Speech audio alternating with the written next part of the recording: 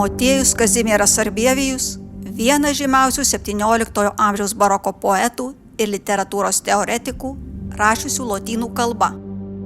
Jo kūryba, sujungusi krikščionišką dvasingumą, antikinės literatūros harmoniją ir barokinę estetiką, pelnė pripažinimą ne tik Lietuvoje ir Lenkijoje, bet ir visoje Europoje.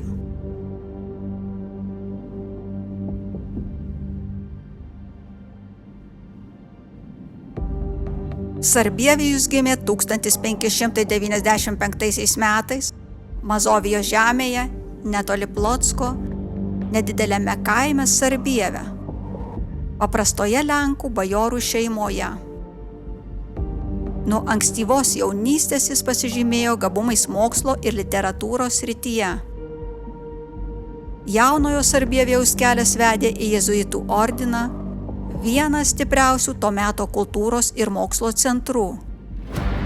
Įstojęs į ordiną, Sarbievijus studijavo teologiją, retoriką, klasikinę antikos literatūrą. Jo studijuotų autorių tarpe buvo Horacijus ir Vergilijus.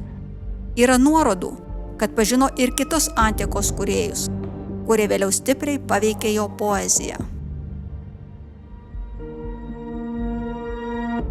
Apie 1612 metus Sarbievijus atvyko į Vilnių, įstojo į jėzuitų ordiną, kur pradėjo dvasiškai ir intelektualiai formuotis.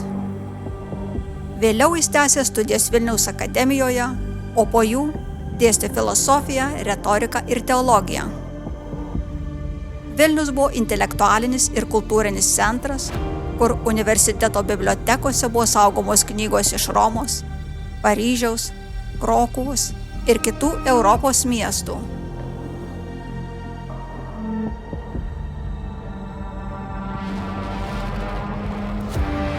Jaunas jėzuitas greitai išsiskyrė savo gabumais.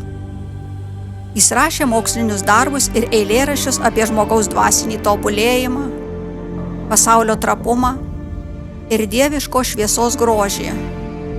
Neries pakrantės, pamokslai Šventų Jonų bažnyčioje ir pokalbiai su kitais jėzuitais kūrė aplinką, kurioje Sarbievijus augo kaip poetas ir mąstytojas. Sarbievijaus autoritetas augo ir jam buvo suteiktas epitetas Sarmatų Horacijus. Tai buvo pagarbus įvertinimas atspindintis jo indėlį į krikščioniškos humanistikos tradiciją. Pasakojama, kad popiežius Urbonas VIII įvertino jo kūrybą poetiniu laurų vainiku. Sugrįžęs į Vilnių, Sarbievijus tęsė dėstymą, rašė pamokslus ir kūrė poeziją. 1640 metais, būdamas apie 45 metų, jis mirė Varšuvoje nuo širdies smūgio pamokslo metu.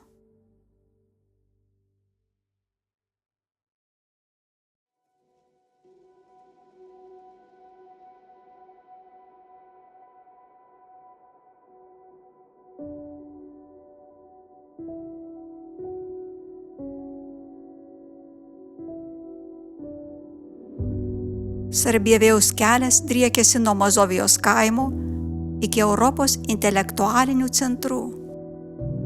Nors etninė prasme jis nebuvo lietuvis, kultūriškai jis glaudžiai priklausė Vilniaus universitetiniai aplinkai ir jo vardas padėjo Vilniui tapti matomu Europos literatūriniuose žemėlapiuose.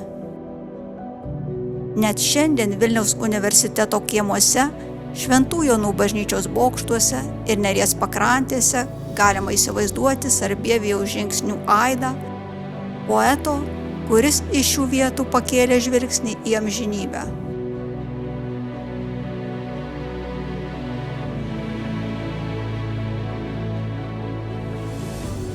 Neatskiriama poeto gyvenimo dalis buvo Neries, tada vadintos Vilija pakrantė. Savo kūryboje Sarbievijus apdainavo Vilijos upę, Vilniaus gamtos grožį ir dvasinę ramybę.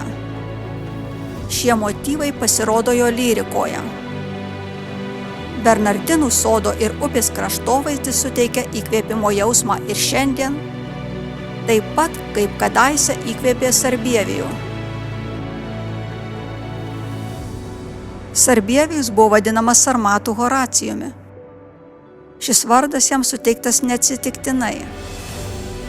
Kaip ir senovės romėnų poetas Horacijus, jis siekė poezijoje atskleisti dvasinį žmogaus pasaulį, moralinės tiesas ir kūrybos grožį. Jo poezija – tai barokinio pasaulėvaizdžio išraiška kupina kontrastų. Gyvenimo trapumas prieš pastatomas amžinybei, žmogaus puikybė, Dievo didybei, žemiškas džiaugsmas, sielos nerimui. Vienas svarbiausių Sarbievijaus kūrinių – lyrikos knygos, 4 tomų poezijos rinkinys, kuris buvo spausdintas daugelį Europos miestų ir sulaukė plačios sėkmės.